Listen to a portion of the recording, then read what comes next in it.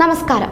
കേരളം മറ്റൊരു സുവർണ നേട്ടത്തിലേക്ക്. രാജ്യത്തെ ഏറ്റവും വലിയ പൊതുമേഖലാ കപ്പൽ നിർമ്മാണശാലയായ കൊച്ചി കപ്പൽശാല നവരത്ന പദവിയിലേക്ക് ഉയർത്തപ്പെടുമ്പോൾ അത് കേരളത്തിന് വലിയ നേട്ടമായി മാറും. കൂടുതൽ വ്യവസായങ്ങളടക്കം കേരളത്തിലേക്ക് ഇതിലൂടെ ആകർഷിക്കുമെന്നാണ് സംസ്ഥാന സർക്കാർ പ്രതീക്ഷ. കൊച്ചി കപ്പൽശാലയുടെ പ്രസക്തി കൂടുതൽ ഉയരങ്ങളിൽ ഇതോടെ എത്തും. നിലവിൽ മിനി രത്ന പദവിയിലുള്ള കൊച്ചി കപ്പൽശാലയ്ക്ക് 2024-25 സാമ്പത്തിക വർഷം 827.33 കോടിയായിരുന്നു വാർഷിക അറ്റാദായം.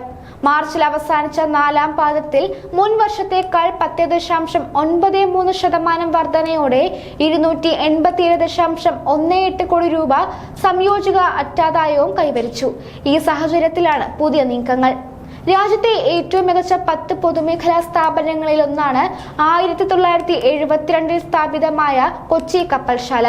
കപ്പൽ നിർമ്മാണവും കപ്പലുകളുടെ അറ്റകുറ്റപ്പണിയുമാണ് കമ്പനി ഏറ്റെടുക്കുന്നത്. ഒരു കാലത്ത് നഷ്ടത്തിലേക്ക് കൂപ്പുകുത്തിയ കമ്പനിയായിരുന്നു ഇത്. പിന്നീട് കഥ മാറി. 4 കേന്ദ്ര പൊതുമേഖലാ സ്ഥാപനങ്ങളെയാണ് മിനി രത്നയിൽ നിന്ന് നവരത്നയിലേക്ക് ഉയർത്താൻ കേന്ദ്ര ധനമന്ത്രാലയം ആലോചിക്കുന്നത്. ഗോവ കപ്പൽശാല, Garden Reach Ship Builders and Engineers MOIL എന്നിവയാണ് കൊച്ചി കപ്പൽശാലയ്ക്ക് പുറമെ പരിഗണനയിലുള്ള മറ്റ് കമ്പനികൾ. 1997 കേന്ദ്ര സർക്കാർ നവരത്ന പദ്ധതി അവതരിപ്പിച്ചത്. പൊതുമേഖലാ സ്ഥാപനങ്ങളിൽ മികവ് പുലർത്തുന്നവയെ ആഗോള ഭീമൻ കമ്പനികളാക്കി മാറ്റാൻ ലക്ഷ്യമിട്ടായിരുന്നു ഇത്. രാജ്യത്ത് ഇതുവരെ നവരത്ന പദവി ലഭിച്ച 26 സ്ഥാപനങ്ങളാണുള്ളത്. ഈ പദവി ലഭിക്കുന്ന സ്ഥാപനങ്ങളുടെ ബോർഡുകൾക്ക് സ്വയം ഭരണാവകാശം ലഭിക്കും. മൂലധന ചെലവ്, സംയുക്ത സംരംഭങ്ങളിലെ നിക്ഷേപം, ലയനവും ഏറ്റെടുക്കലും, മാനവ വിഭവശേഷി എന്നിവയിൽ കൂടുതൽ അധികാരവും കിട്ടും.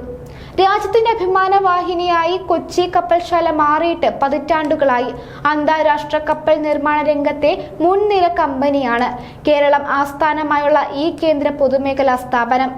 ഇന്ത്യയുടെ ആദ്യ തദ്ദേശീയ വിമാനവാഹിനി യുദ്ധക്കപ്പലായ INS വിക്രാന്തിന്റെ വിജയകരമായ നിർമ്മാണത്തോടെ ലോക ശ്രദ്ധ പിടിച്ചുപറ്റിയ കൊച്ചി കപ്പൽശാലയ്ക്ക് ആഗോളതലത്തിൽ ഈ രംഗത്തെ മുൻനിര സ്ഥാപനമാകാൻ ശേഷിയുണ്ടെന്ന കേന്ദ്രത്തിന്റെ വിലയിരുത്തലാണ് നേട്ടത്തിന് വഴിയൊരുക്കുന്നത്. പബ്ലിക് എന്റർപ്രൈസസ് വകുപ്പിന്റെ പ്രഖ്യാപനം ഉടൻ പ്രതീക്ഷിക്കുന്നു. നവരത്ന പദവിയിലേക്ക് എത്തുന്നതോടെ സാമ്പത്തിക കാര്യങ്ങളിൽ ഉൾപ്പെടെ കൂടുതൽ പ്രവർത്തന സ്വാതന്ത്ര്യം ലഭ്യമാകും. 1000 കോടി വരെയുള്ള നിക്ഷേപ തീരുമാനങ്ങൾക്ക് സർക്കാരിന്റെ അനുമതി തേടേണ്ടതില്ല. നാവികസേനയ്ക്കുള്ള 44,000 കോടിയുടെ പുതിയ യുദ്ധക്കപ്പൽ നിർമ്മാണ കരാറും ലഭ്യമാകും. 1982 എല്ലാത്തര കപ്പലുകളുടെയും അറ്റകുറ്റപ്പണികൾ കൂടി ആരംഭിച്ചതോടെ കമ്പനി ഇന്ത്യൻ നാവികസേന, തീരസംരക്ഷണ സേന, ONGC തുടങ്ങിയ പ്രധാന സ്ഥാപനങ്ങളുടെ എല്ലാം കരാറുകൾ നേടി.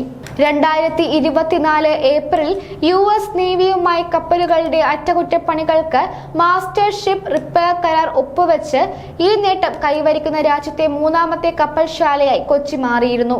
ഒരു ദിവസം പോലും നഷ്ടപ്പെടുത്താതെ വിക്രാന്തിന്റെ നിർമ്മാണം പൂർത്തിയാക്കി എന്ന ബഹുമതിയും യൂറോപ്യൻ കമ്പനികളിൽ നിന്ന് അത്യാധുനിക കപ്പൽ നിർമ്മാണ കരാറുകളും നേടി.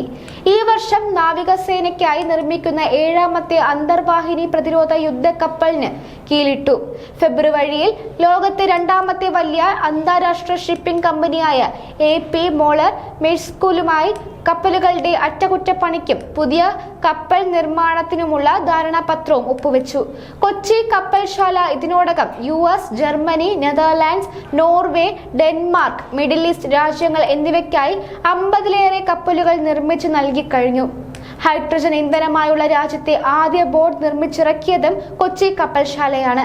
അതുപോലെ കേന്ദ്ര ഗ്രീൻ ടെക് ട്രാൻസിഷൻ പദ്ധതിയിലൂടെ പോർട്ടുകളിൽ ഉപയോഗിക്കുന്ന പരമ്പരാഗത ഇന്ധന ടെക് ബോട്ടുകൾക്ക് പകരം സീറോ എമിഷൻ ഹരിത ടെക്കുകളും ആദ്യമായി നിർമ്മിക്കുന്നതും കൊച്ചി കപ്പൽശാലയിലാണ്.